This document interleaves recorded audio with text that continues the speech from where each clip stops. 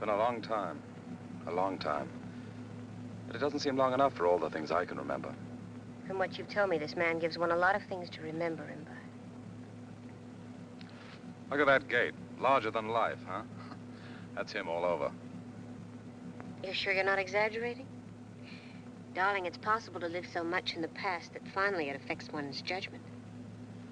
I've never been able to judge him. Too near him for too long. Loved him too much. Hated him too much.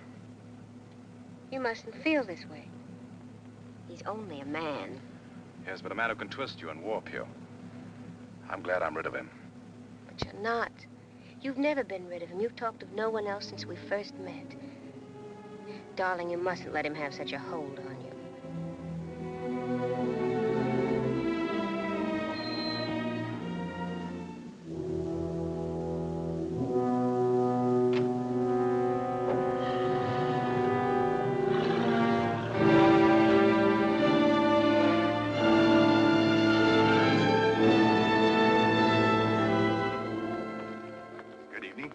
If you please, sir, may I have your invitation card? Of course. Yeah. Thank you. It's quite all right. I'll not announce you as Mr. Vendig is speaking. That way, sir. Thank you. I'm afraid we're rather late. An understanding of the functioning of various societies can be reached. Understanding of and sympathy for divergent cultural patterns are certainly basic to the attainment of our goal. Such a foundation, consequently, might, in its small but human and intimate way, serve the all-important cause of world peace. That's Vendig. My friends, I've enjoyed the battle of life, and I've tasted defeat. I've enjoyed the fruits of victory to the full. But after the dread lesson of the last few years, I think that all of us are a little weary of victories and battles, whether great or small. We want peace. I may assure the Undersecretary and his colleagues from the State Department, I may assure our friends, the delegates of the United Nations, that I am not proposing to take over alone and unaided the functions of their great organization. I can offer only the peace foundation which I have described to you. It will need a home. Mr. Secretary and gentlemen, I ask your joint acceptance of this house and the 3,000 acres of ground surrounding it. The foundation will need funds. I ask your joint acceptance of an endowment fund of $25 million. Thank you.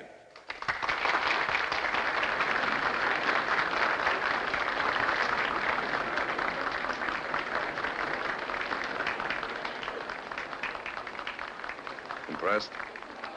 It must mean a great deal to own this house. I wonder why he wants to give it away. Oh, but you missed the point, young lady. It's for the cause of peace. Mr. Vendig wants peace. Lowlanding. Terry. George says it's taxes. Yes, being a realist, I've got it all figured out. To begin with, take the taxes on this place. I happen to know them. They're murder. Yes, but there's the 25 million. Well, it still has to do with taxes. George, you've got to learn to think on a bigger scale. This beautiful young lady knows what I mean in a word. Peace. Well, it seems to me any effort for peace should be praised, whatever the motive. It wasn't peace in the world I was thinking of. I was thinking of the peace within Woodruff Vendig's soul. Oh, which would you rather save? Vendig's soul or taxes? Taxes, every time. Besides, if he wanted peace, what are you doing here? Well, you're all talking as though he's just died, and we're here to criticize the remains. Vendig is still very much alive. If you'd be so good as to step into the study, Mr. Lambton. Mr. Vendig's personal request. Yes. This way, sir. I know the way. Yes, sir.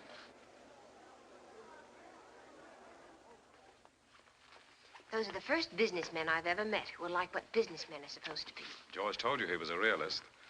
A realist has to question the motives behind such a big gesture as this tonight.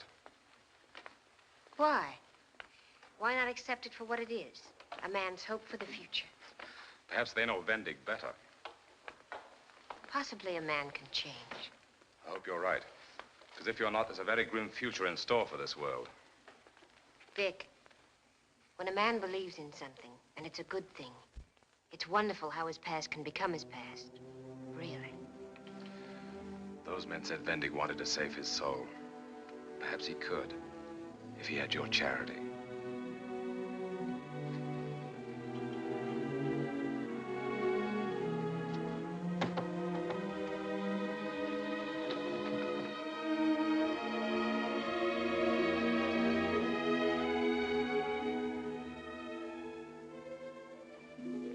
Handshaking must still be going on. Oh, this is beautiful. That's his yacht, the Faraway. His press agents have been working overtime. They'd have you believe that on the stroke of 12, he leaves the house, steps aboard, and sails away. Nobody knows where. But he has to go away. That's part of his new life, don't you see?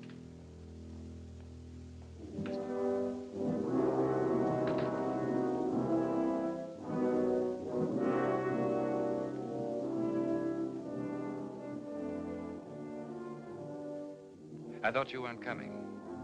I waited, and everybody else came, but not you. I meant to be on time, but I took the wrong road. I thought you still bore a grudge. All of this wouldn't have meant very much if you had held out on me. Maybe you have. Isn't taking the wrong road one of those mistakes that happens when you want it to? Subconsciously. I'm sorry, I haven't analyzed myself in days. You don't think I'm sincere? Let's say I'm reserving judgment. Sounds kinder. Vic, when a man is ambitious for the kind of success that I used to dream about, it's inevitable that a lot of people are going to be hurt. He doesn't know that. He's too busy. He's fighting too hard. Then he reaches the top. Whatever the top may be for him. And he has a chance to stop, think. That's when the pain of all those people comes back to him. He starts to be. That's when he starts to be a little afraid. Mallory, this is Horace Vendig, our host. Hoss, Miss Flagg. How do you do? I'm so glad to meet Vic's oldest friend. Mallory's quite a pianist, Hoss. You'd have known her name immediately if you'd been interested in music.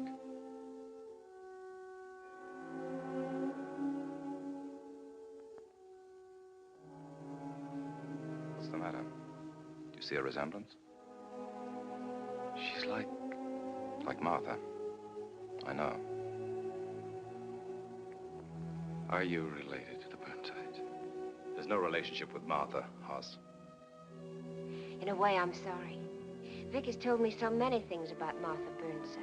What kind of things? Just nice things. What else could I say about Martha? Of course. No, it's funny. I do a great deal of remembering myself, but I rarely ever talk about it. We do go a long way back. Don't we, Vic?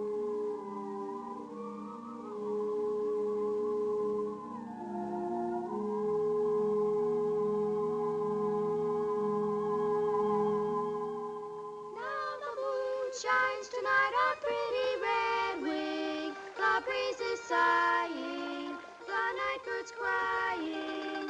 For a far 'neath the star the brave is sleeping, while redwood's weeping her heart away. Tough paddling. What would you say the current is? 5 miles an hour? 6? About 4. Huh, that's what you say. If you were doing the paddling. All right, I'll paddle. Do it downstream. It's easier. Come on, that's not fair. I gave you best in swimming because you're the best swimmer, and we all know it. But I'm the best with the paddle, and you ought to let me show Martha. So I want that paddle. Look out, we'll be getting a bath.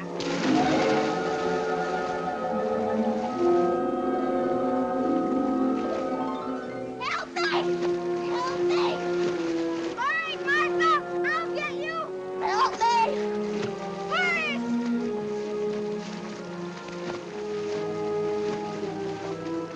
Help me! Help me! Help me!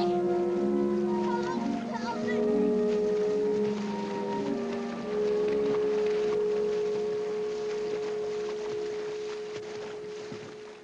As if I didn't have my hands full as it is. Now you have to come in looking like a drowned rat. You're a Vendig, all right. Not caring that I have to work my fingers to the bones, teaching brats whose mothers I wouldn't let take in my washing when I was a girl. Freddie Atwood, you keep on with those scales till I tell you to stop. Look at that suit. A suit I paid $9 for that I didn't pick up in the street. help it, Ma. That's just what your father used to say when he came home with every cent of his pay gone. I'll make some money, Ma. I'll make enough for plenty of suits. Yes. He could brag, too. You talk about earning money. What do? Sneak off and go fishing. I wasn't fishing. Don't you lie to me now. What were you doing? Answer me! Did you hear?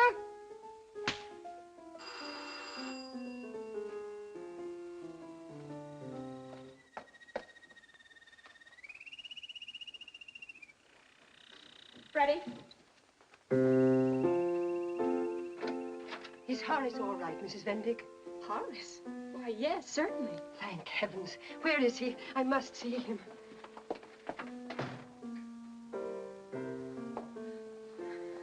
There you are, Horace.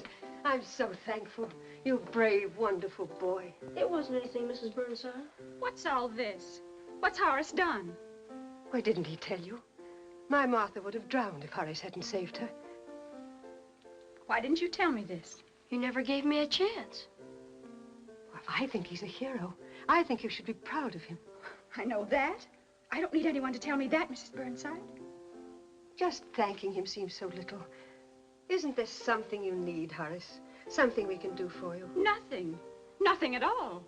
Thank you. Well, please let him come to our house tomorrow night for supper. Vic and Martha are going to be there, and some of the other girls and boys. And Mr. Burnside will want to see the boy who saved Martha's life. It's just for children, you know. Sure, I'll come, ma'am. He can't. He has somewhere else to go. But, Ma... Shut up. We've never been good enough for you up until now, Mrs. Burnside. Because of your money, I suppose. Mrs. Vendig. Not good enough, indeed. I'll have you know that before my marriage, I was a Woodruff of Maine. If that means anything to you. That's no way to talk, Ma. Mrs. Burnside don't mean anything like what you think. Thank you, Horace. I know you understand. Goodbye, Mrs. Vendig. I'll try to come, Mrs. Burnside.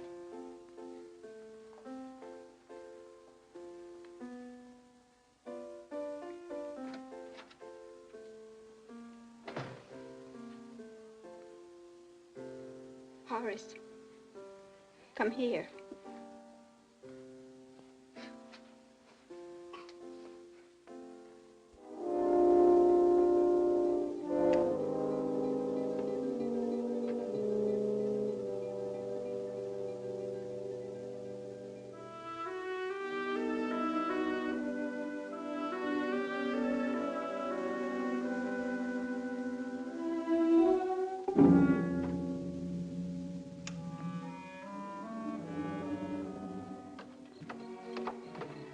Just coming to see you. Say, you ought to have been with me when I took Martha home. You ought to have heard Mr. and Mrs. Burnside when we told them what you'd done. Aw, drop it. What's the matter? Nothing. Where are you going? Waterfront. What for? Not to see your old man. Yeah? Oh, boy. Can I come with, Hoss? If you want to.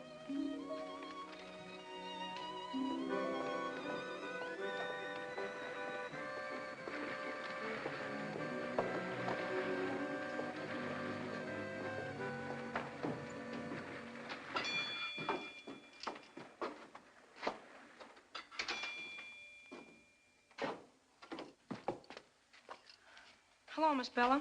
Hello. Howard, ain't it? No, ma'am, it's Horace. And this is my friend Vic. Good evening. Is my father in? Your mother never sent you here. No, I came myself.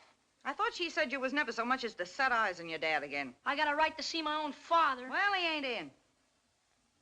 If you came after anything, you may as well skidoo.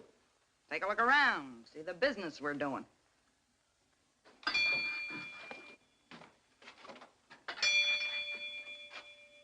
Well, look.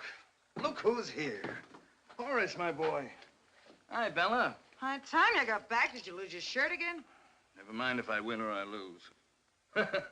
It's my lucky day when my boy comes here. Well, well, Horace. Hello, Pa. I see you've grown, eh? And you brought a friend. How are you? Pleased to meet you, sir. Yeah, I'll bet you've got an appetite, eh? Both of you. Light up, Bella. Let's make the place look cheerful. Well, boys, what'll you have? Chowder, chicken lobster, the best of everything, eh? Today I struck it rich. Order up, huh? No thanks, Pa. I just came to see you. I've already had supper, thank you. Hey, your mother, she know you've come? Oh, no. Only I wanted to. Miss your father, eh? That's nice. I'm glad to see my boy's got a nice friend like you. Thanks, Mr. Vendig. We've been friends ever since Horace came to the school. Oh, that's fine. How's it coming, son? All right, I guess. You have fun, eh? Play games, you go to parties? I could, only... Oh, it's like that, is it? That the best you got? It don't matter. I haven't seen my boy for 2 years. So you came to see your father even though you're not supposed to. Well, you certainly came on the right night. You know how much is in here? Must be an awful lot. Well, there's $58. Whew. And it don't smell like clam chowder. I got the right tip, see? And I made use of it. Let me tell you something, son. Opportunity knocks on every man's door once. Just once. I know. Well, go after it. Grab it with both hands. Don't let nothing stand in your way. Yes, sir. All you gotta do is figure out what the common people gotta have and grab it tight. Well, here's $10 for you. For yourself. For a real good suit. 3 for a pair of shoes. And a couple more for a shirt and some neckties, huh? Where do I come in? Don't make a joke, Bella. Give me that money. No joke about it. You owe me 4 weeks' pay. I promise you I'll settle tomorrow, eh? I'll wait outside, Horace. Go on, get out. You can take your friend with you. Settle, eh? Out of what? You owe me 60, you win 58, and give half of that to somebody else's kid. Give it here, it's mine. Here, son, get out of this quick, huh? Come on, he's her kid, ain't he? Let her look Now, after fella, him. I give you the stockings, the perfume. Come on, kid, give it here. Look, I got a chance to go to a real big house tomorrow. Go on, get out. Go home and ask your mother for a new suit. And as for you, I told you never to let that kid near me. If he ever comes here again, I'm through.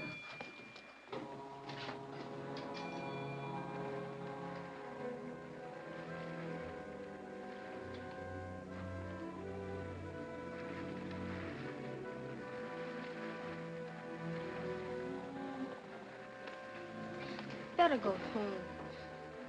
You know, Horace, your mother... Well, I guess she's sharp sometimes, like you say, but... Well, you know me, I'm no baby. But sometimes a fella can tell things to his mother. You'd be surprised how much they understand. Good luck. Thanks.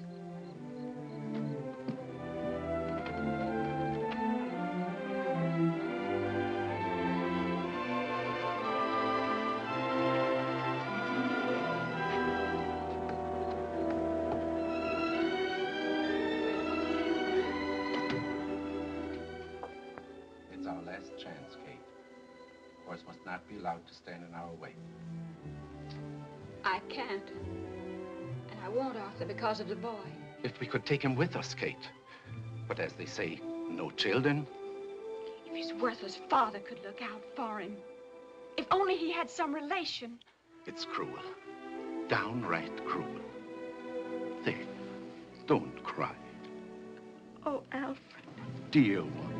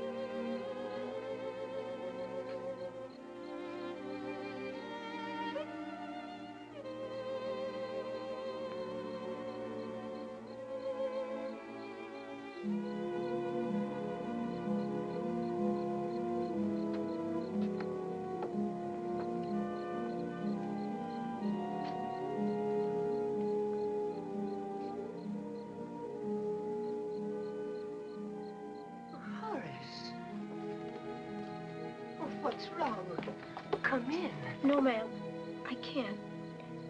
I only came to say I can't come tomorrow night, Mrs. Burnside. I'm so sorry to hear that, and so... Horace, something bad is the matter. What is it? Come in here. No, ma'am. No, ma'am, I can't. I'm going away. Tonight. Going away? What do you mean? Not from your home. I haven't got a home. Horace, don't say that. What about your mother? I haven't got... There. Don't cry. Tell me all about it. Be brave. Be a man. I don't want to be a man. Never. I wish there weren't any man in the whole world. Mother, what is it? Nothing. Never you mind. Go upstairs and put on your robe and tell your father to come out here at once. Then go over to the coach house and turn down the bed in the little room. Yes, Mother.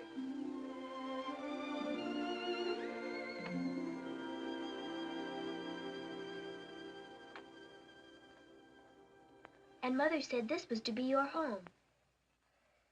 And Father said he'd see you through high school and into a real good position. All because you saved my life, Horace. He says he can never do enough for you.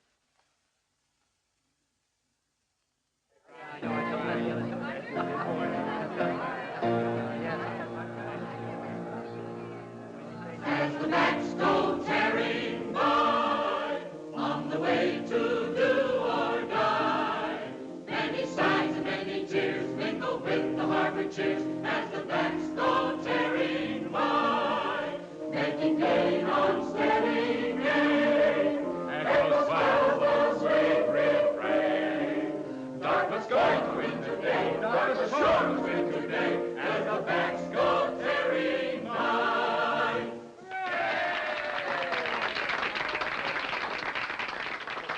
Which one next? Genevieve. Nor Jeffrey. Whiffenpoof song.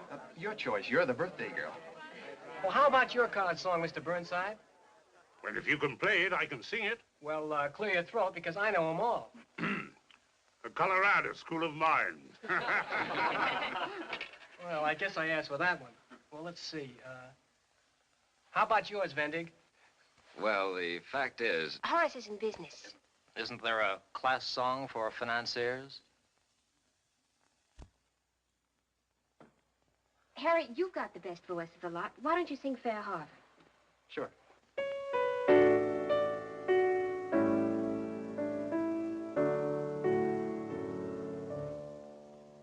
Fair harbor, thy sons to thy jubilee throng, And with blessings surrender thee, Lord. By these festival rites from the age that is past to the age that is waiting before. O relic and time of our ancestors' work that has long kept their memory. Hi, Hoss. Hello, Vic. Thought I'd join you for a breath of air. Come out this way. It's quieter. It's good to have you home, Vic. It's good to be home. How was Dartmouth? Well, it might sound kind of disloyal, but I wish I'd stayed here and gone to Harvard. Is your father a Dartmouth man? I'd have seen Martha more often. Did you notice tonight? Notice what? She wasn't wearing my fraternity pin. Well, maybe I've been away so long that we've drifted apart. Of course, some people would say that it was just a boy and girl affair when I left for college. Maybe she feels that way. I don't know. I've done everything I can. I write every week. Doesn't she answer you? Yeah, if you can call them answers. But she doesn't tell me where I stand. I tell you, Hoss, I can't study because of her. I'm way behind in my subjects. Why don't you have a talk with her? No, I can't.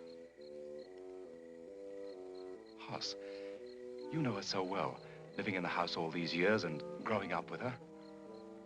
You mean I could do it? I wish you would. Tell her that Tell her that... Well, you know what to say. Sure. You ought to come into insurance, Vic. Not a moment then to even think about girls. It's not like you to treat Vic that way. I did answer his letter. You said you'd tell him nothing. I tell him about you. That's what I mean. Good friends or not, it's just the sort of thing that I'd resent if things were turned around. Turned around? How? Well, you know what I mean. If I were in love with you. Don't scold me, Horace. I don't mean to. But why make Vic miserable? You're going to marry him eventually. Am I? Well, aren't you? No. And it's time I told him. Say, I really think you mean it. I do, Horace.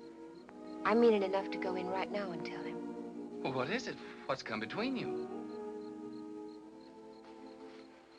You. You've always been there. Here, I mean. But it never occurred to me. Always, Horace. Always. Martha, listen, I never said a word to make you feel like this about me. I never did a thing. But you wanted to. Tell me you wanted to. Yes. For a long time. Oh, Horace, darling.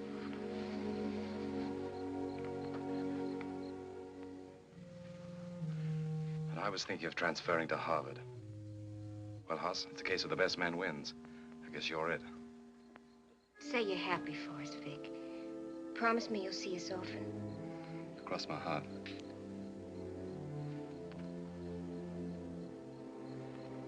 Could I talk to you alone for a minute? Of course.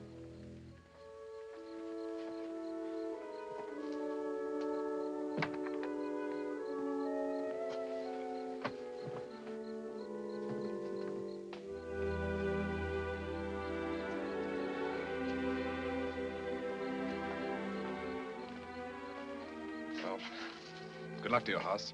Thanks, Vic. I can't say I'm unhappy. And I don't want Martha ever to be either. I'll try my very best. You'd better, Hoss. Because Martha will never mean any less to me than she does right now. So help you, Hoss Vendig, if you ever do anything to hurt her.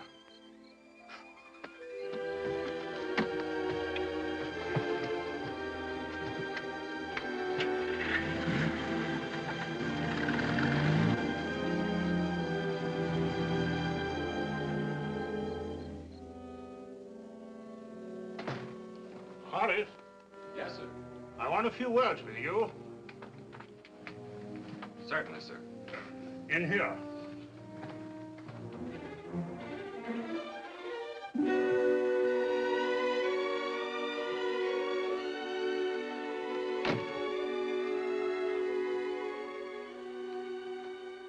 Sit down, Horace. Thank you, sir. I've just sent Martha upstairs. She just told her mother and me that, well, she says you're engaged. Well, I'm glad she told you, Mr. Burnside. On her 18th birthday. You're not too well settled yourself. Mr. Burnside, I've loved your daughter ever since that day on the river. Uh-huh. I'll ask the firm to transfer me. There's an opening in Pittsburgh. In times, you'll forget all about me. What kind of talk is this? Well, as I understand you, sir. You misunderstand me, Horace. Well, Mr. Burnside. It's time to cut out the Mr. Burnside. Isn't there a shorter word a man has for his father? Father-in-law? Well, thank you, sir. Dad, huh? Yes, sir. Well, there's a lot to consider. You've been at the Shawmut Indemnity, now let's see. 2 years next month. And, you look on this as your future career? Well, I've been doing very well there, as you know, sir. Dad. But if a man's going to provide the sort of home that Martha ought to have, he's got to have a college education. Oh, these days it certainly means a good deal. It's an idea, quite an idea. I have a little put by. You have? Is it anything much? Just over 300. Well done, my boy. Of course, it won't go a long way with college costs being what they are, but some of these smaller places, the fees are moderate. And, from a business point of view, they're more go-ahead than, but say. College means only one thing to me. Dad. Huh? Harvard. Harvard, eh?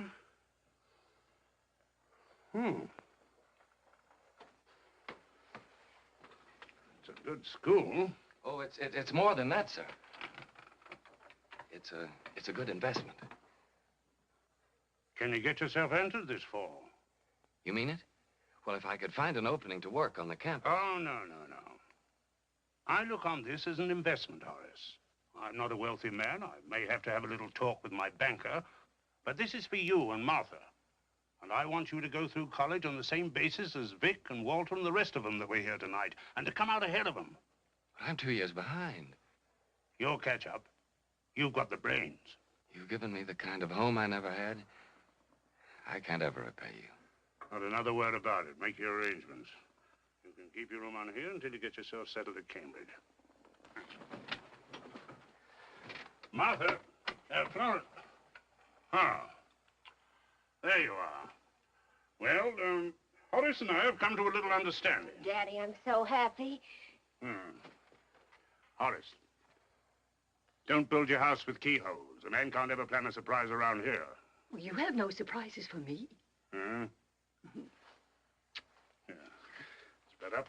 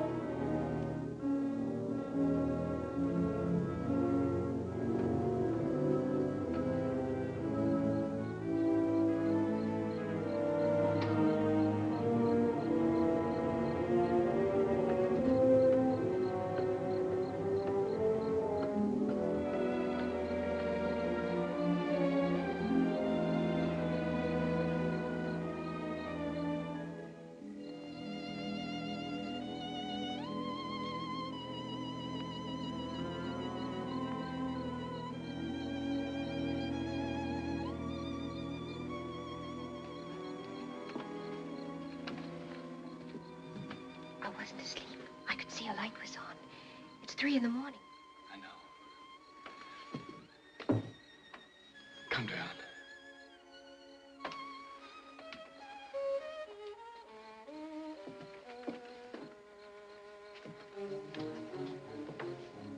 Come out here. What's the matter? You've been walking up and down for hours. I couldn't sleep. I feel... You ought to rest. Because tomorrow, Harvard. Yes. It's not wrong for us to be here at this time, is it? Do you think so? Not if you feel bad. Not if you need me. What is it? Is it because you're going away from me? Maybe I'm going away from everything that's any good. Only across the river. It's not far away. You'll be home every Sunday. I don't know. There's something inside me. Martha, it makes me do things that I don't know. Why are you trembling? That night at your party, when I asked you. You remember? Yes. Always.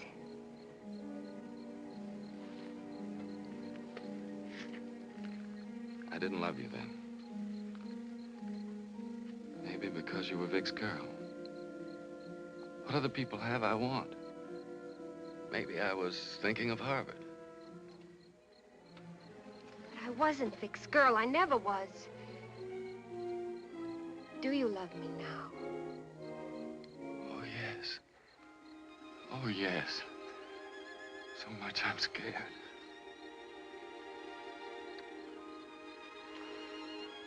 But, darling, what of? Myself. The harm I could do to you. And to me. nervous and upset. That's why you're talking this way. I love you, but... I love you. But if the time should come... It won't. It can't. Let me hold you. Love me. All my life.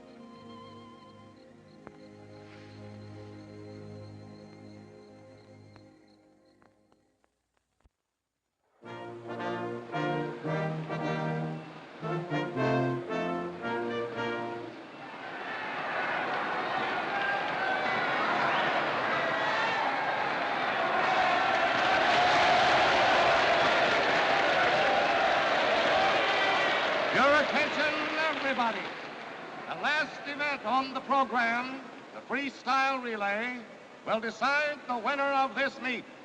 Representing Harvard, Luce, Wright, Bennington, and Vendig. Hooray for Woody! Woody? Who's Woody? If you don't know the name of your future son-in-law, it's Horace Vendig. I still like Horace. So do I, but here they call him Woody. Good enough. Murphy, Anderson, McGinnis, and Tuschinski. So that's your great Woody Vendig. I tell you, Sue, Woody's going to rank with Charlie Brickman. Fennell and McKinney.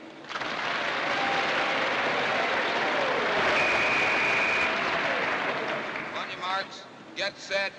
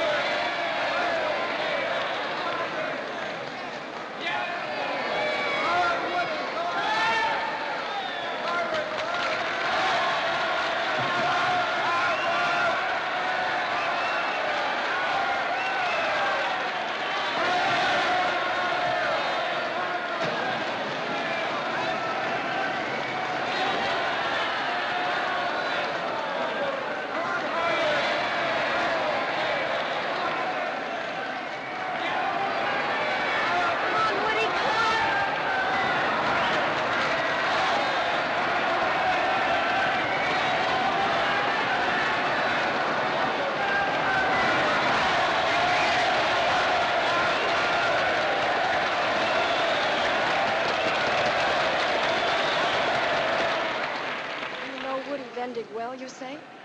He sits right in front of me in the economics class. 3 times a week, that is. Well, then what's to prevent your asking him to have supper with us? Well, maybe he has another date. You'd better do it, Brad, or I'll march right into that dressing room and ask him myself. Oh, all right.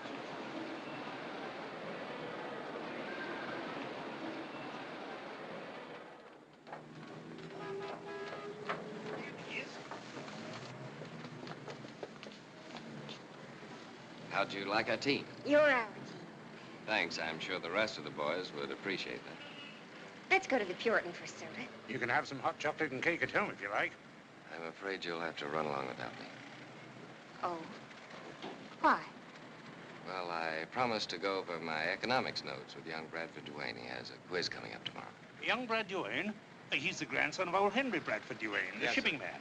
His mother was a Sims, the banking family, Norton Sims. The Sims sisters. I'm so proud of you. Winning a swimming meet and teaching economics all in the same evening. Are you spending this weekend at home? Yes? But don't anybody wait up for me. Good night. Good night, Horace. Fine swimming. Thank you, sir.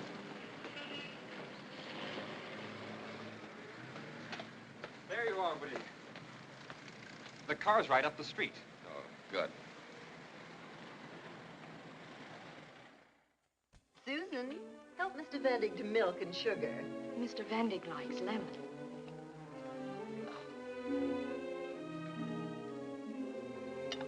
Thank you, Susan.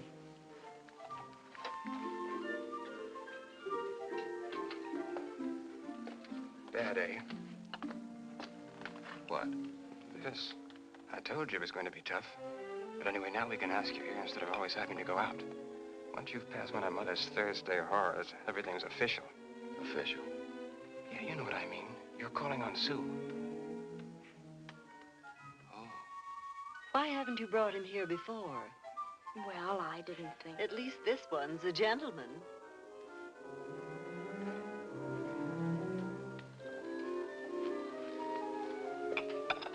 Mother likes you, Mother likes you. That's because Mother's a peach. The acid test is Aunt Libby. And here she comes. What do I do? What do I say? You don't do anything. If she likes you, you'll find it out. You're not in training now, Woody, so you don't have to drink this swill. Brad, take him in the billiard room and get him a good drink.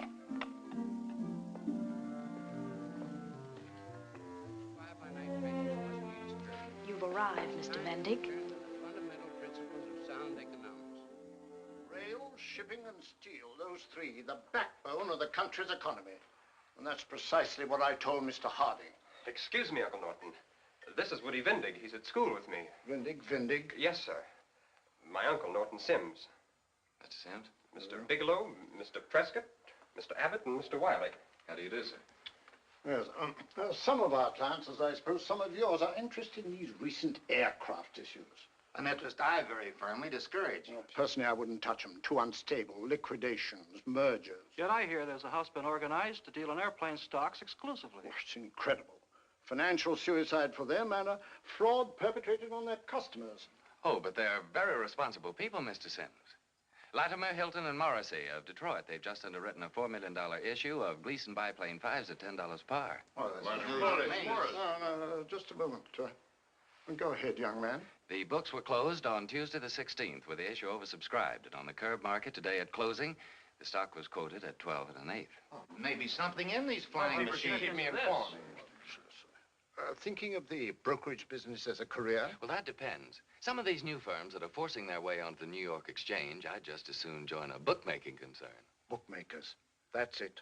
Exactly what they are. But I suppose the class of investors in the market today don't really care about that.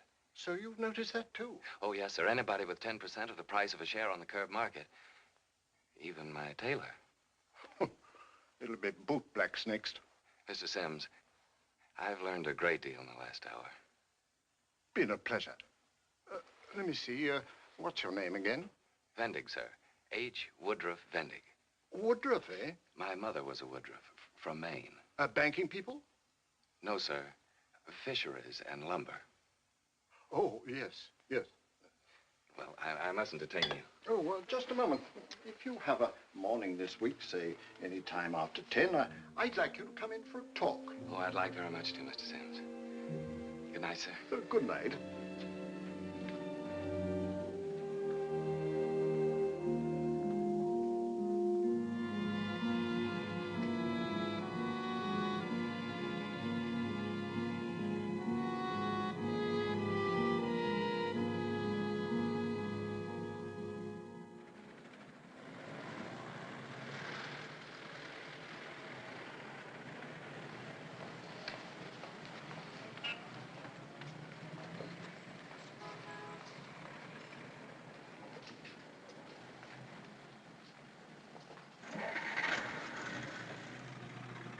Well, did it happen? It happened. It's about time. Tell me about it. You ought to know. You arranged it. My new title is Assistant Manager, Industrial Securities Division, New York branch. You like it? I like the New York part of it. I'll be there. Now, aren't you glad I persuaded you to give up Harvard? Just think, an assistant manager and at your age. Well, go on. Oh, there's plenty of time for that. I took the rest of the day off to celebrate. And pack. And pack.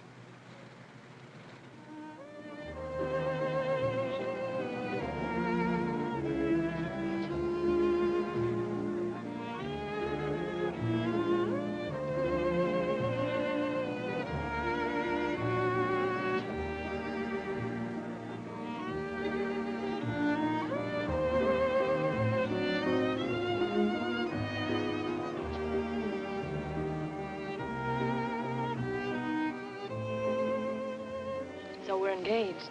Yes, but secret as the grave. I don't see why. I'd shout it. So would I if I were the one with the money. Have it your own old-fashioned way. I'll be in New York by the 1st of the year. We'll have fun.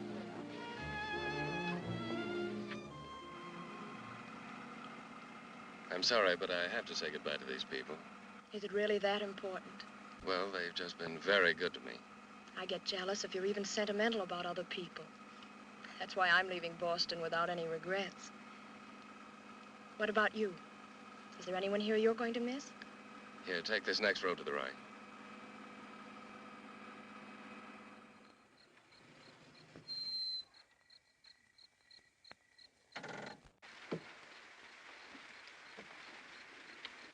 Good night. Can't I wait for you? No, you drive on home. I'll call you the first thing in the morning.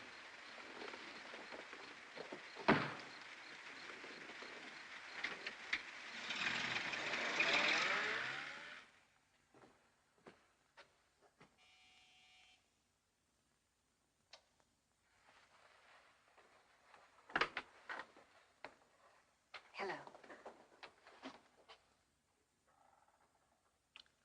I'm awfully late. I'm sorry. You're tired. No, It's too late for a show. Why don't we stay home? I'd rather walk. Down by the river? I want to talk to you. I want to talk to you, too.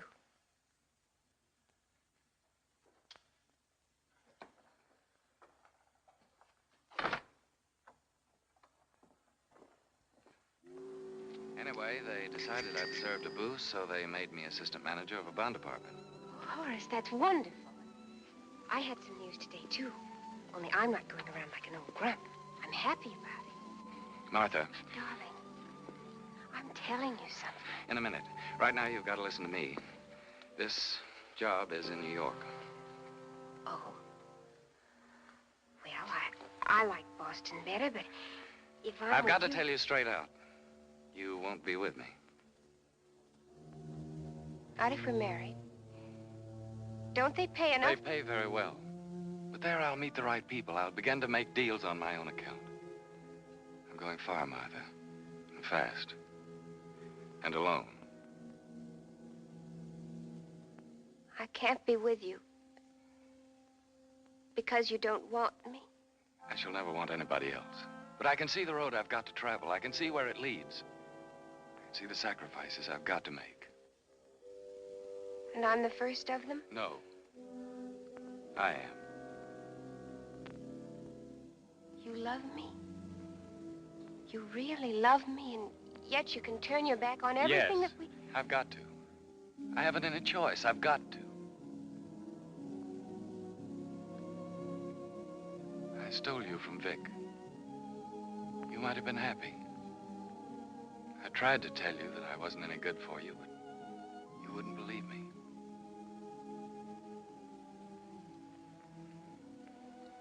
I knew it already. I knew it when you first came to live with us. I watched you. I could see it all the time. But when I told you... Yes. Because you told me.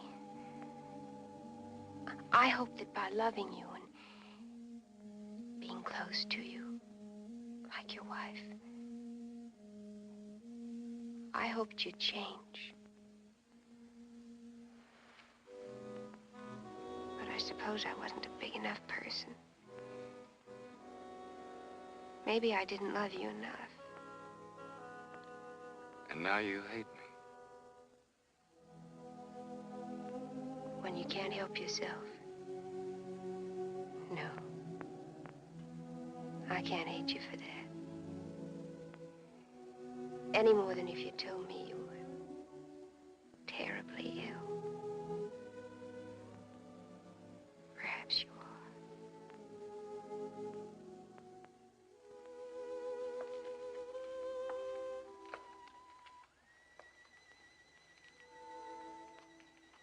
If you want to know,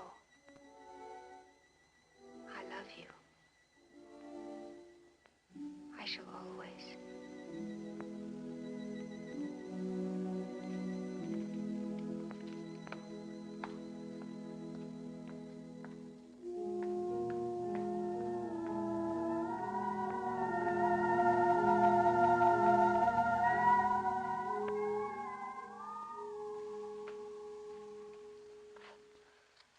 I'm sure you manage most of your affairs more cleverly than that.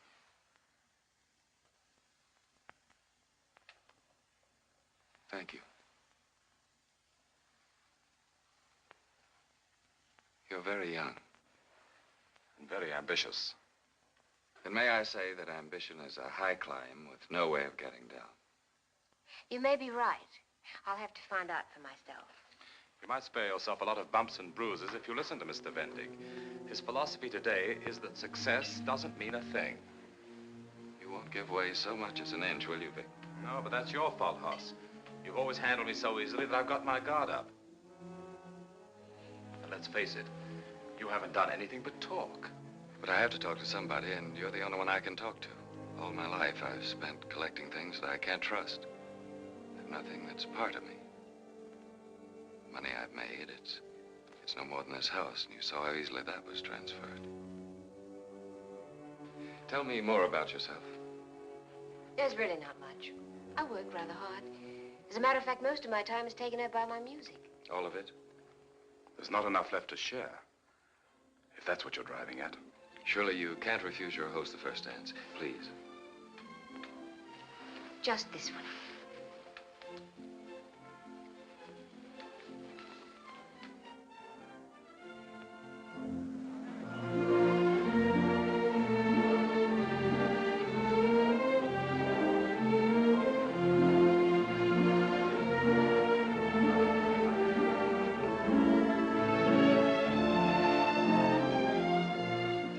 Vic to be congratulated? Don't you want Vic to have cause for congratulations? Yes. Up until 10 minutes ago. Now I wish he didn't even exist. Or were away exploring another planet, or anything that would leave you here with me. But I might like exploring another planet. It sounds exciting. What do you want? Mallory? Vic, you've had so many evenings with Mallory. Give me just part of this one. Well, since you put it that way, and remembering the past, the only answer I can possibly give you is no. Well, at least let's all have a drink together.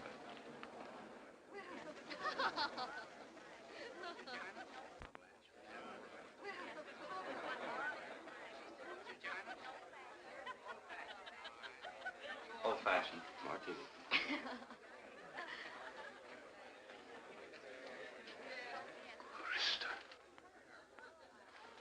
Why, Buck, did he write to you, too? He wants to make his peace. Me before anyone, I'd imagine. But you, what harm has he done you?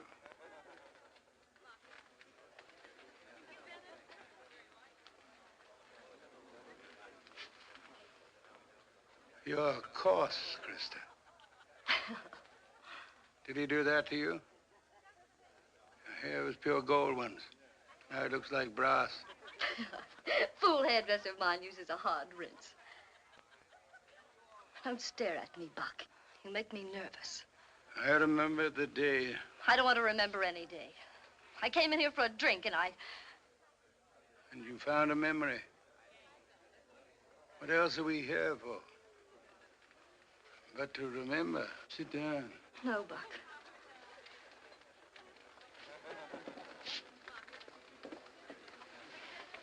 And we remember... Krista. He frightened me. Why do you have him here? Oh, I'm afraid this man caused a little trouble, Mr. Vendig. I'm sorry. I'm sorry, Krista.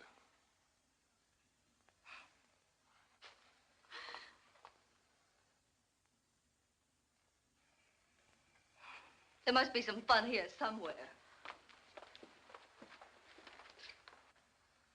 I'll have him escorted out. No. Mr. Mansfield is my guest.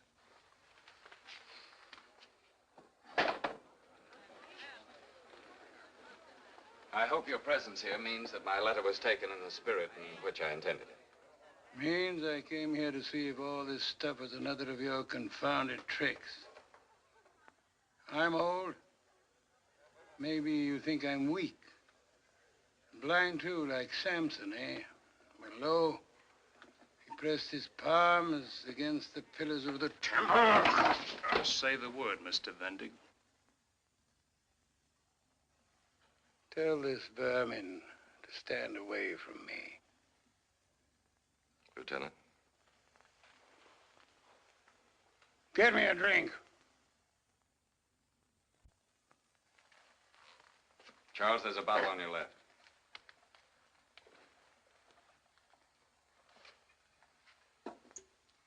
Mr. Mansfield, you introduced me to a lot of things. Including this. It's 21 years old.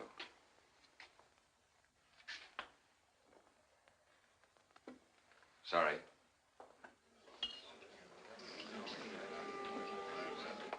I wish that hadn't happened. A man doesn't go very far in life without leaving some rag ends behind him. Who was that? That's all that's left of an emperor. Now he's just an old man who's lost his money and his wife. Since his wife was all he lived for, I suppose he's dead. I understand you do put a little corn and oil on his grave, occasionally. Doesn't that help? It's still a grave. We can quarrel, we often have. But the only time we ever split, it was you who forced us into it. I know. Maybe we should have stayed that way. Perhaps I didn't know when I was well off. Vic, I've never turned my back on you. It was you who turned your back on me. Vic, it's wonderful to see you. Thanks. We've a lot to talk about. Of course. And the first is, how was South America? Oh, it makes New York look like a one-room apartment. There's air down there, space. Wherever you look, you see the sky. It's the new frontier, Hoss. Maybe the last one. Did you ever think of that? There are fortunes made every day. You ought to be coming back with me. This stinks of ledgers and stocks and bonds. Come down there and breathe. Did you ever get within grasping distance of one of those fortunes? My poor misguided friend. See? Observe? This little bit of paper is known as a bank draft. Would you read it to me? $300,000. My partners and I split a cool $1 million. Not bad pay for a few years' hard work. Well, when do we leave? Sorry, Vic. It's not enough. No. I didn't think it would be. I also think, Mr. Vendig, that you want too much. There's no such thing as too much. You didn't make a fortune, Vic. You were well paid for your work, that's all. Fortunes are made here on Wall Street. Sure, sure. Who's the young lady? Her name is Susan. Nice. I like old-fashioned names. Susan, Ruth, Prudence, Martha. You've grown very devious, Vic.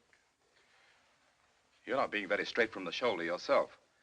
Did you expect me to believe what you said in your letter, that she turned you out? If ever a girl more obviously threw her heart and soul at someone's feet... You do that very neatly. I've become a wicked old man. Martha has two very good eyes and intelligence. It didn't take her long to realize that there would always be a struggle between our love and my ambition. Well, she was right. I can say that for her. Why didn't she tell me? A letter, even a postcard. She knows I love her. I don't know. Pride, maybe. I searched everywhere for her. She seems to have dropped out of the world. I stopped off in Boston on the way here. Everything's changed. Martha gone, Mrs. Burnside moved away, the old man dead. What? Didn't you know he died? No. No, that's wicked news. He was like my father, Vic. You mean no one wrote to you? No one told you a thing like that? Hoss, what happened between you and the family? Just because It was Martha... very painful for all of us. I had to make a clean break. There's one thing you've got to remember, Vic. I loved her. Of course. Don't pay any attention to me. I'm not only a wicked old man, I'm a suspicious one. I don't care what you are. You're fine with me. Thanks. Well, I'm glad to see you're doing so well for yourself anyway. H. Woodruff Vendig Incorporated. Sounds big. Are you going to marry the young lady? Why? Well, when a man keeps a girl's picture on his desk, it usually means... Hello? Yes, put him on. Now watch how we do it on the stock market. Hello, Mr. McDonald? Why don't you take my suggestion and let me go before the board of directors personally? The prospectus I sent you only gave the bare figures. I see. Yes, I understand, Mr. McDonald. Thank you, sir. Goodbye. Well, Vic, where were we? The man said no. Yes. And a big operation, Vic. A chance that may come only once in a man's career on Wall Street. But Montgomery Trust, that's the bank in which this McDonald is one of the chief stockholders, can't see it. But that doesn't make sense. I may be only an engineer. For an engineer, the interesting thing is not where I'd get the money, but what I'd do with it. Have you ever heard of the Mansfield Utilities Empire? No? Am I ignorant? Its polite name is Delta Bond and Share. It's an independent utilities company that exists in the shadow of one man, Buck Mansfield. A crazy fabrication, this utilities empire. It's one strong man overriding a lot of weak ones. Drunk with power, capricious, whimsical, thinking his will is nature's law. But that's a monopoly. What holds it together? His personality. And right now, I'm beginning to wonder just how long that personality will stand up under pressure. Pressure? From you, Hoss? You're dreaming. Of course I'm dreaming. The same dreams you had when you went to South America. Vic, this Mansfield is holding up communications, power, the very gas that a farm woman needs to cook her meal. And you need $250,000. Well, 300,000 to be exact. It's nothing compared to what his holding companies represent. But Vic, this is David and Goliath. Hoss, I'm with you. How far? My 300,000. I believe in power, and I believe in people. And it's my job as an engineer to bring the two together. My partners and I, we took in electricity and we made poor people rich. We built bridges, and we turned enemies into good neighbors. Vic, we've been marking time for years just for this moment. This buys you a partnership. You know what we're going to call it? Call it what you like. We'll free the power. And start the mill trolling. Put prices within reach of the smallest farmer. Right. Come back around 6 o'clock, Vic. I'll have the papers ready. Fine. I'm going to like working with you, Hoss. You're all right.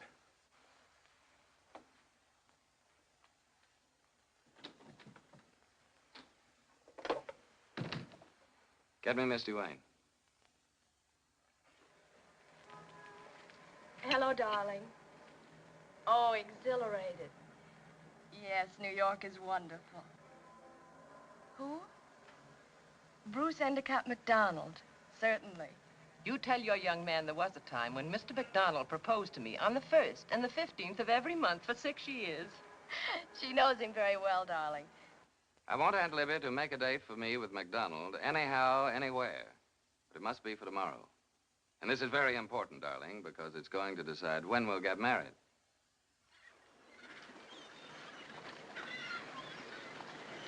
I'm sorry my bank was so unobliging yesterday. You have an interesting proposition. So interesting and so sound that I'm putting in 300,000 of my own. But you didn't tell us about that. I just don't like doing business with people who believe my word has to be backed by collateral. You're very proud. Yes. I don't mean that as a criticism, but doesn't this rule hamper you? It never has, and if it ever does, I still won't compromise. Bruce, if I lose one fish because of your chatter... Let them talk, Aunt Libby. Vendig, speaking not for the bank, but for myself, what's your idea with Palmetto? What would yours be if you had just acquired the largest single block of voting stock in a company? Eventual control? Control with a purpose. The rates in Palmetto's territory will stand a 15% increase. Can the people pay it? Where else will they get power? There's no competition. Vendig, I'd like to join you. If you mean that, I'll tell you how you can participate. I've taken an option on 50,000 shares of Delta Bond and Share at 20. What's the price of admission? You put up $500,000 and I'll give you 20% of Palmetto. I like it. Beat you again. Too bad, Mr. McDonald. We'll do better with Mansfield. Excellent whiskey, Mr. Mansfield. Yes, just old enough to vote. The wine of the country, my friend. Bourbon, the name given to kings, and whiskey, the kings are gone, the liquor remains. Shall we resume? Energy like yours, Mr. Vendig, is no doubt much to be admired on Wall Street between the hours of 10 and 3. But in this house and in this climate, well, allow me to say it approaches the vainglorious. It's after 3 now, and as much as I appreciate your hospitality, I should have been on my way back to New York when you sat me down to lunch. Ah, speaking of lunch, did I mention that the crayfish for the bis was taken this morning out of the stream on this property? You did. Now, if you wouldn't mind checking over my figures. Oh, no need to, Mr. Vendig. I have rather a good memory for figures. And names as well. Particularly when they are linked with financial operations which may affect any of my enterprises. But mine are not likely to affect you as adversely. It would amount to a sort of junior partnership. I have only one partner in business as in life. But go ahead. 400,000 shares of Palmetto Light and Power, which I and my company, Vendig Incorporated, hold under option, represents a controlling interest in that company, which I am willing to yield along with 50,000 shares of Delta Bond and Share. Which you also hold under options at $20 per share. I see you get around. Aye, very rarely. Since my Delta stock does, I like to be aware of where it is and what it is doing at any given time, as though it were a pet. Mr. Mansfield, it looks as though your pet had my collar on it. Are you positive of that, Mr. Vendig? Just confident.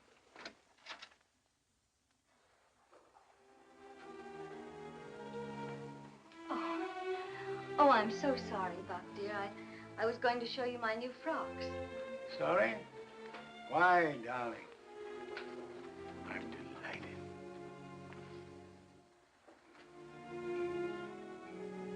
Mr. Vendig, the partner I refer to, my wife. How do you do, Mrs. Mansfield? How do you do? I never would have barged in like this if I'd known we had a visitor from the north.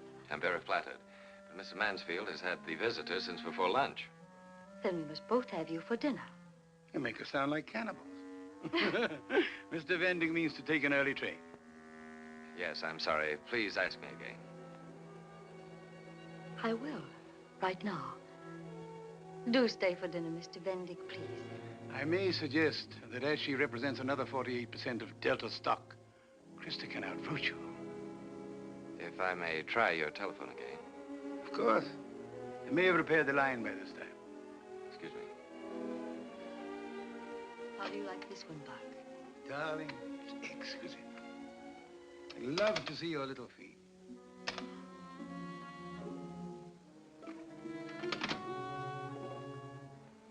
The line's still dead. Oh, I'm extremely sorry, my boy. I feel personally responsible. Meridian Telephone is one of our Delta enterprises. But Krista and I will endeavor to make it up to you at dinner. Won't we, Krista?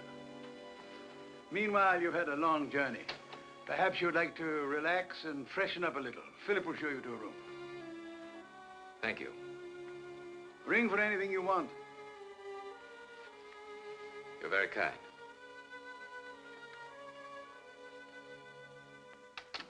Well, my pet, what do you think of our handsome young visitor? Oh, I don't know, Buck. What's he here for, anyway? When you and I are so happy all alone.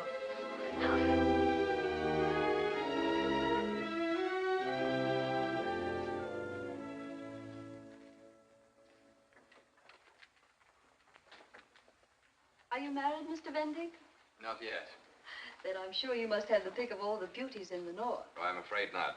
Perhaps because I'm too much interested in business. I'm sure one of them will change your mind. I might like that. To sum up, Mr. Vendig, let me see if I remember. For your two options, you want 20% of Palmetto back, a presidency in that company, and a seat on the board of directors of Delta. Your memory is perfect, Mr. Mansfield.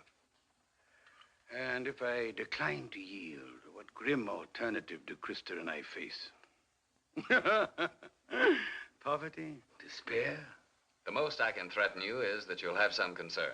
I've analyzed Palmetto's prospects, and after another year of operation, it will be eligible for additional franchises. Admirable, Vendig. I wish my own industrial engineers had been as thorough. What do you think, Krista? Oh, you know how little I know about these things.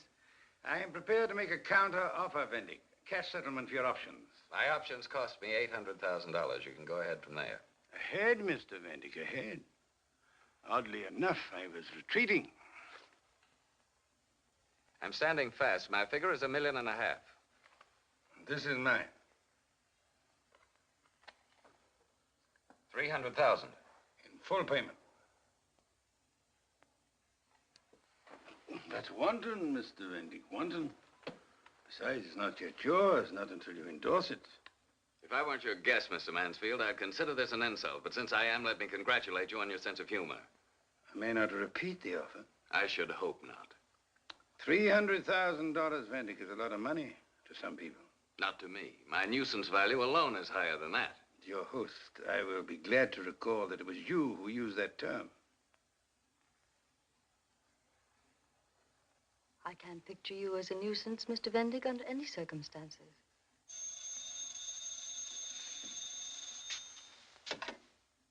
Mr. Mansfield, resident. It's Mr. Hilton calling from Atlanta. Yes, Hilton. Huh? Yeah. What? A raid? A raid, you said? Yes. Good.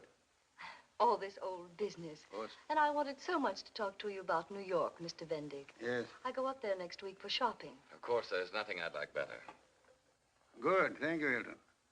Oh, yes, and my compliments to Mr. Haskell. Meridian Telephone. Good night. What are you doing? Reducing a nuisance to what it is actually worth. A rimless zero. How can you talk that way to Mr. Vendig? It's very neat. A dead telephone, a dinner party.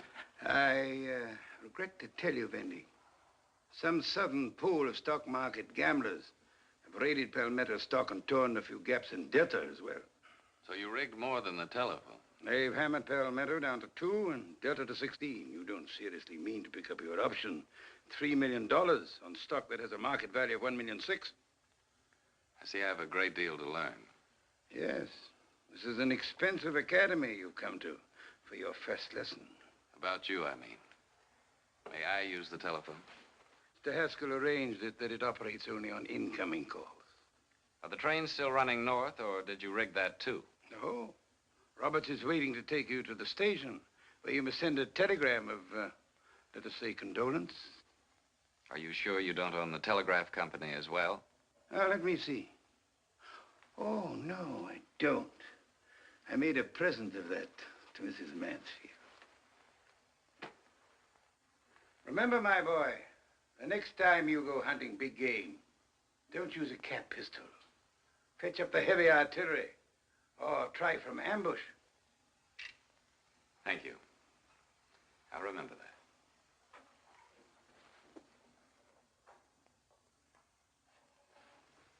Good night.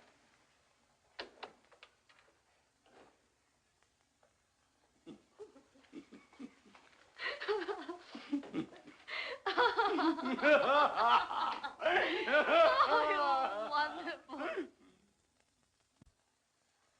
The man knows everything about us. He has sources of information that are like bulletins from a ticker tape. There's no doubt he has us in a corner. But, Mr. Vendig, let us hope this is only the first round. He's left us without a move. I feel trapped. Not a case of nerves, Mr. Vendig. Certainly not. It's just that I can't see an opening. We have one. We can exercise our options. Where would we get that much money? Montgomery Trust? It'll be a little difficult, but since I'm an important stockholder, they'll probably listen to me. You mean that? Yes.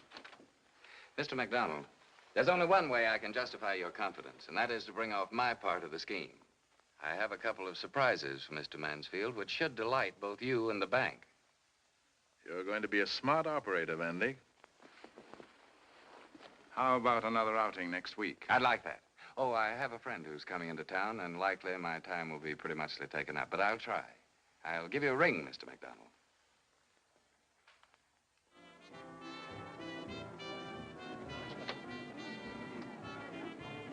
Good evening, Mr. Vendig. Good evening. Lady's waiting for you.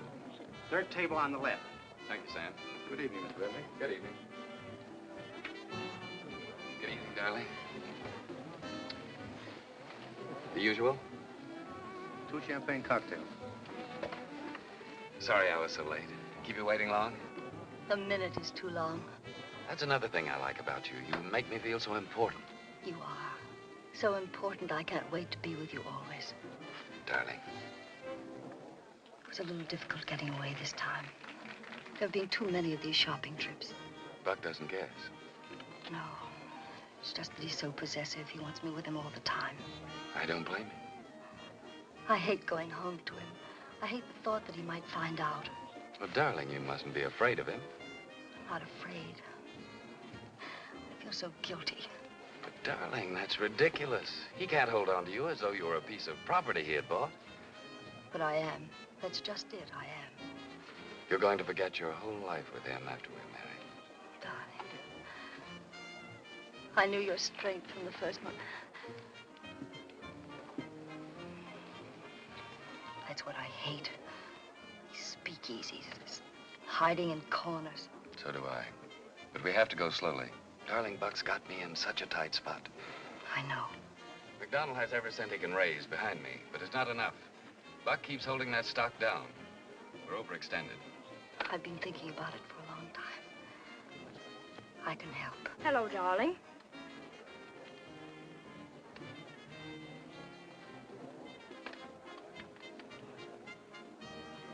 I suppose the obvious thing would be for me to say that I can explain everything. Well, I can't. Not now. It's quite all right, dear. I think I understand. Susan. Krista, if you will excuse us for a moment. He'll probably make you pay someday because you saw this.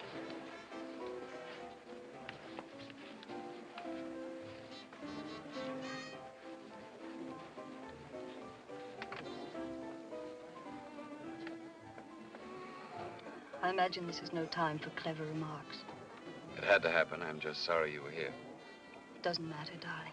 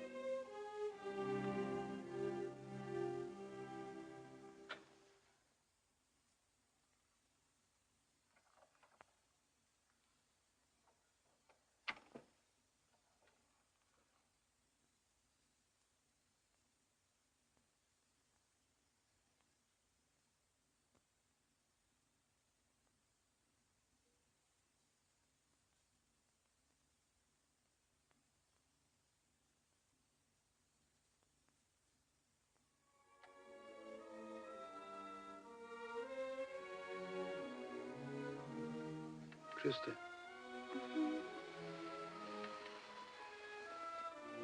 Darling.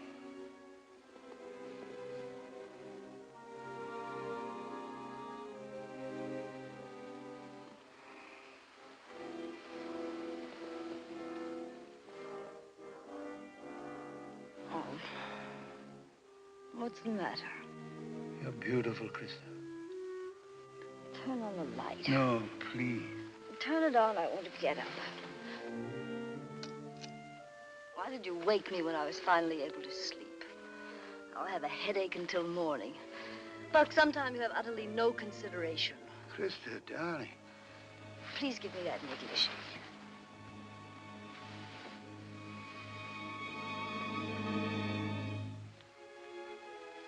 And don't hang over me. I don't want to be touched. Not even by me.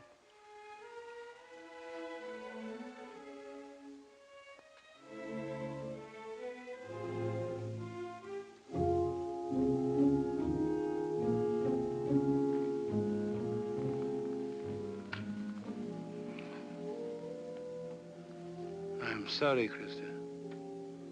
But I love you so much that sometimes it just wells up in me. I can't control. You understand, don't you? Yes. I don't expect you to love me as much as I love you. How could you? And yet that's the very thing that frightens me. I want to build a cage around you. A cage of gold and precious stones. That's exactly what you've done. I've been in a cage ever since you bought me from my father, along with this land and the other chattels. Darling. What is it? I've offended you. No, you haven't offended me. You'd rather die than hurt my feelings. Yes. I know that. And you've a collection of French tapestries. You'd be ill if something happened to one of them. I don't know what you mean. Yes, you do. I don't want to be a collector's item.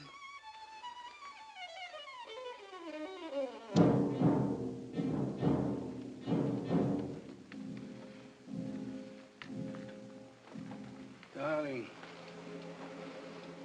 It's your headache. Please. Please go back to bed. No. Because now I've the courage to tell you a lot of things. And I may not have it in the morning. You've nothing to tell me. I've educated you. I've surrounded you with love and luxury. I've given you everything. Not youth! You knew I'd see it someday. You couldn't always guard me from it. Well, I have seen it, and I don't want to let it go. I'm leaving you. Told me after. Not before. Yes. Is it someone I know? I think you know him very well. Just had the best of you in a business deal. Vendig. And you're the one who betrayed me with that land deal. Buck, I can't transfer my affection and not my loyalty. Krista, can he love you more than I do?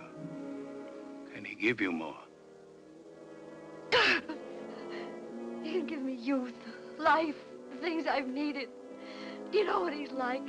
You can reach up and pull his hair, and he laughs and fights back. He's fun, he's alive. He's like me.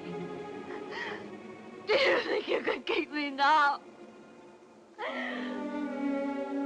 Look! Look! Look at it now!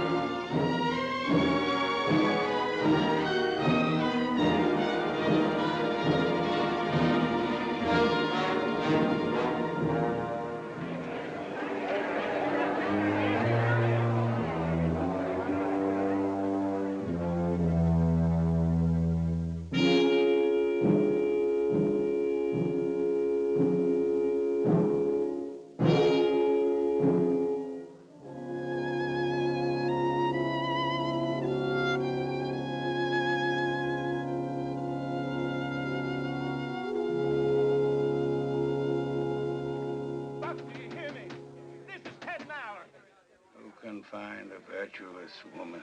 Will you please sign this power of Prices far above rubies.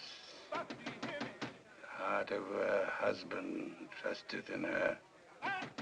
She doeth him good, not evil, all the days of her life. Will you please sign this power of And all her household are clothed in scarlet.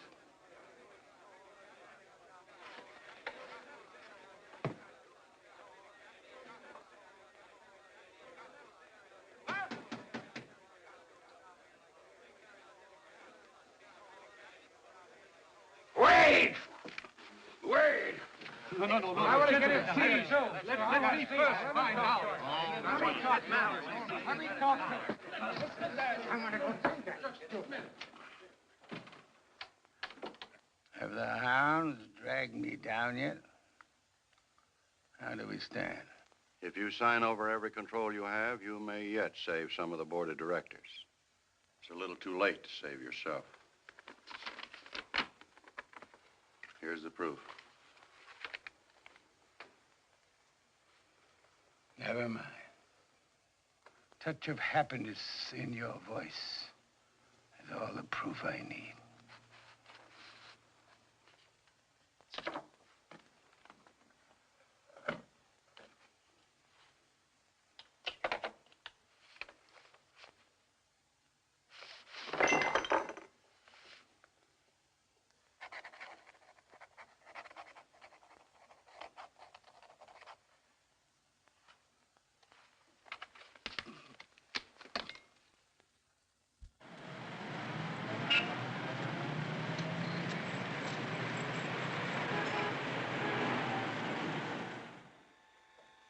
.33 out.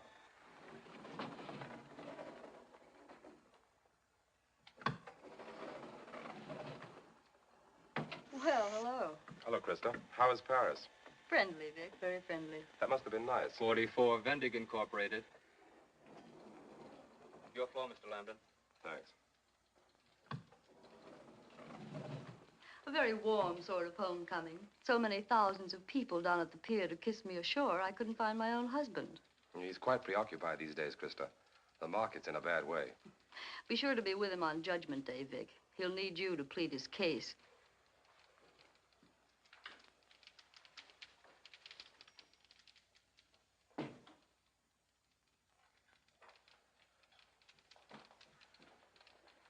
Fine to see you back, Mr. Lambden. We've missed you. Thanks. It's fine to be welcome.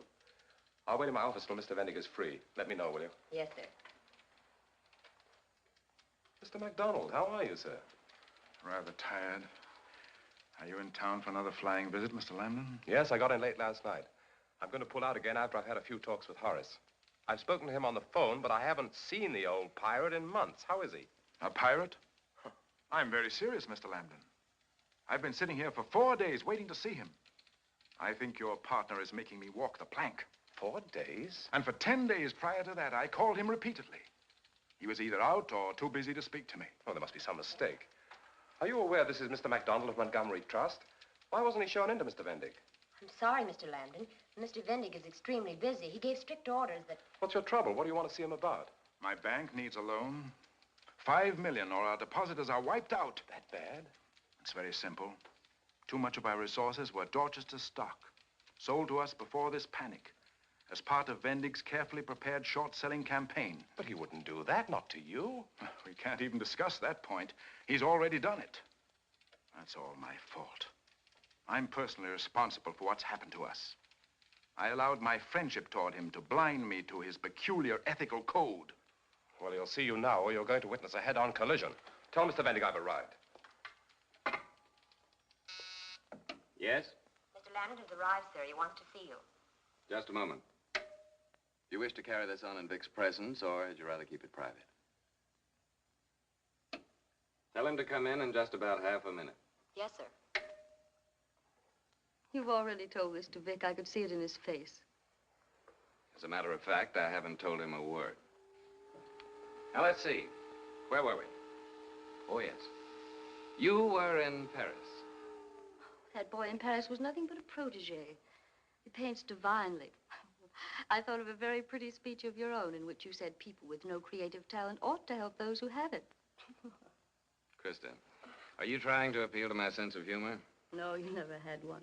I asked you to come here because I don't intend for you to go back to the house. Everything that belongs to you is ready and waiting. As soon as you've checked into a hotel, let me know, and I'll tell my lawyers where they may serve you. And with that, may I consider myself dismissed? If you care to put it that way. Oh, and without even the customary 2 weeks' notice. Don't try sarcasm on me, Krista. I might pull out your Paris record. How did you expect me to behave? Like a woman who had a husband she loved and respected? Have you given me a better life than I had with Buck Mansfield? I left him because I needed you.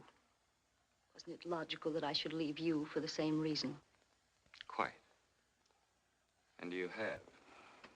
What have you given me in the 5 years we've been married?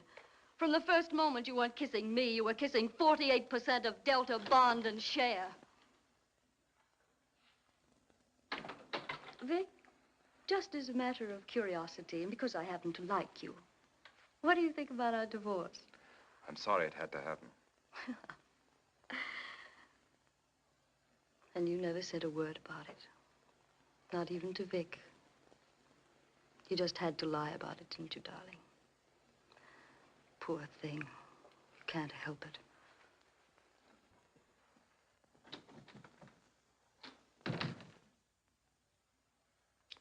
What was the idea?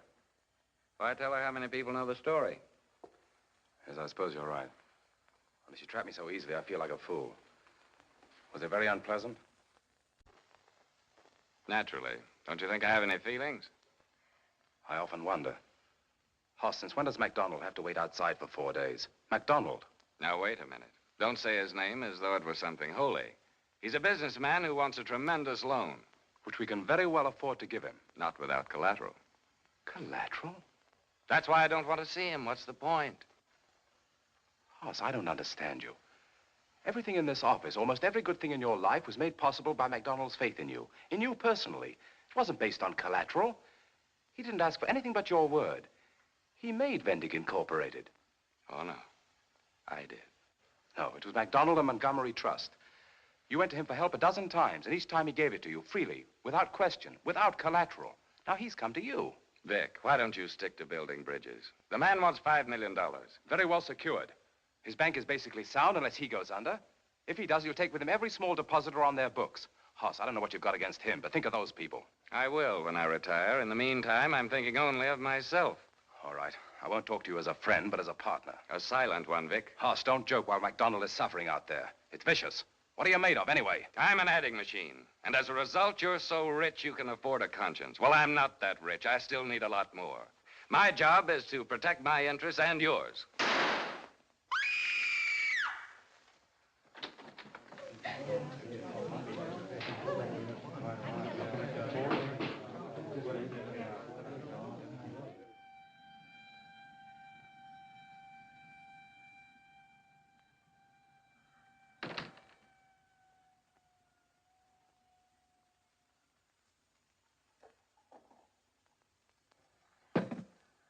What a messy business. Have they taken him away? Yeah, just now. Complications when a man dies like that. Questions. Well, here's to you. Killer.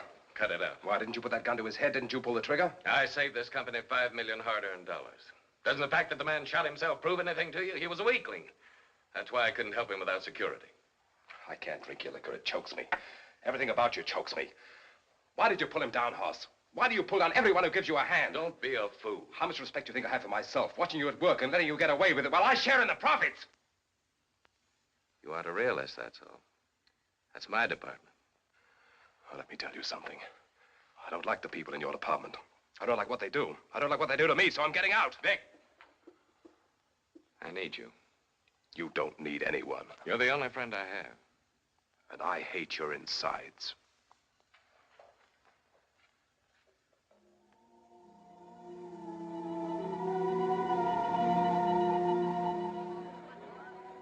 I had good reason to break with you, Hoss. But it wasn't only the MacDonald affair that kept me away so long. Vic, this must be very embarrassing for Mallory.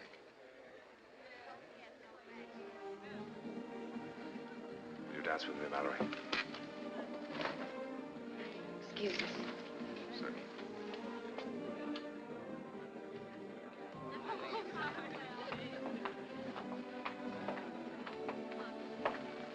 Vendig, you've gone very far. You've been very clever.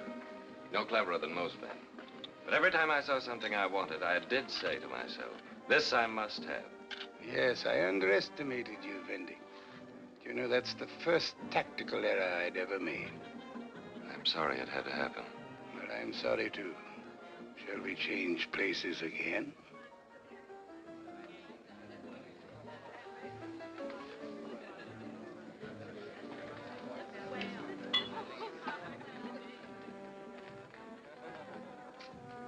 Are you a Bible reading man? When do I get time to read anything? Art greatly despised. Pride of thy heart has deceived you. You whose habitation is high, who says in his heart, who shall bring thee down to the ground? Though you exalt yourself as the eagle, set your nest among the stars, thence will I bring thee down, saith the Lord.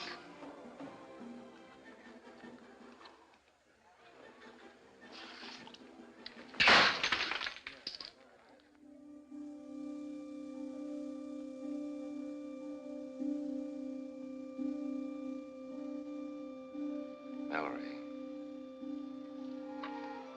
Oh. Vic's going to find my wrap. We were about to say goodnight. But I don't want you to say goodnight. I want you to stay. But you'll be going away. Be sailing in a few minutes. Only if I choose. Nobody says to me, do this, do that. A very nice position to be in. I suppose that's what you worked so hard for. Please don't talk away from the point. I said I wanted you to stay. Sorry. Listen to me. I want you to understand what's been growing in my mind ever since the first time I saw you tonight. I love you. You've got to believe that. I love you. Please don't talk. Nothing that can ever happen will add to what I know now. I've been waiting for you, Mallory. I've waited ever since I was a boy. I've allowed myself only one dream. I didn't know what your name was in the dream, but it was you.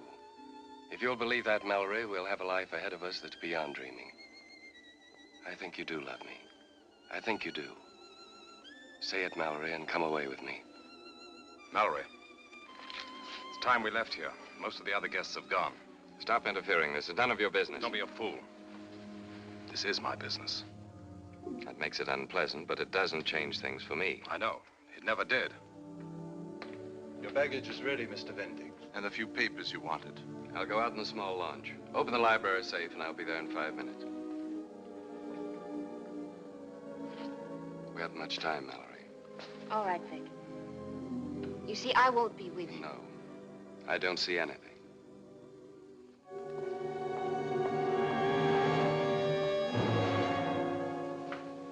Let's go.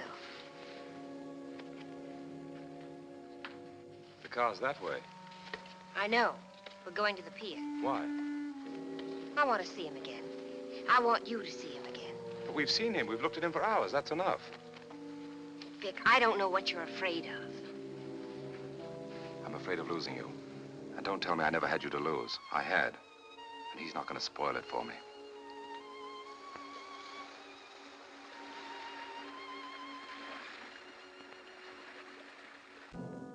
Mr. Lambden and the young lady are on the pier.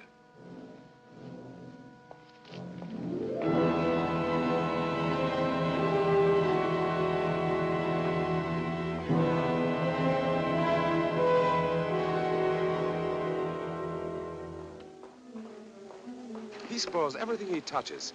He takes the life out of it and leaves it to rot. And it's not an obsession with him. He's made like that. But he won't see me. We'll hide if you like. What do you want to do? Gape at him, ask for his autograph? Vic, you're being difficult. And you're building a wall between us. Don't you understand that? Listen to me. Let's go back to the car and get out of here.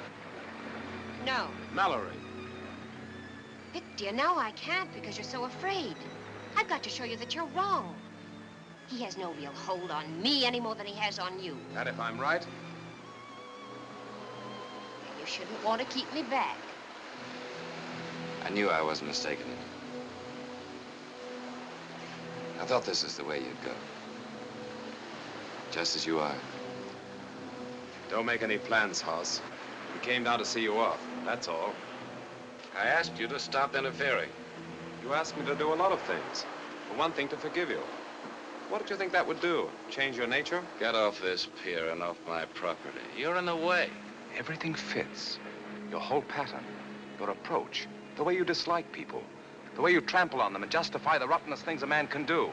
Because you're not merely a man, not in your sick brain. You're much, much more than a man. Isn't that what you believed ever since we were boys? Yes. Don't try to impress Mallory. She has a mind of her own. Who has a mind of their own when a Vendig wants to make use of it? No, you haven't changed. The Vendigs in this world never change. That's what makes them Vendigs. They take, that's their nature. Now you want something you once threw away, then you'll have everything. You poor failure. You've always had the mark of failure on you. It's branded on you, the way you give in. Oh, the ideas you had, the ideals. What do you know about the things I think about their importance? Now listen to him, Mallory. This is Vendig. I tried to teach you things, but they frightened you. Nothing that's frightened can live in a jungle, and that's where we live. Mansfield. That was well put, Vendig. We do live in a jungle. It's not a place where the weak inherit the earth. Of course, there's this to remember. Animals kill only for food or love. You and I, Vendig, spoil even the jungle. Because we kill for profit. For the taste of victory. For revenge. Hoss! And then we destroy each other utterly.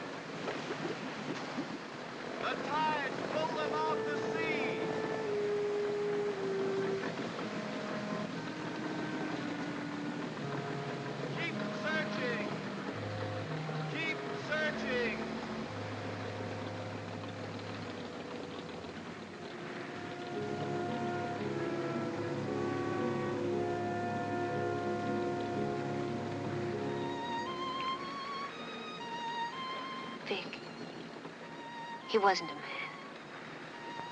He was a way of life.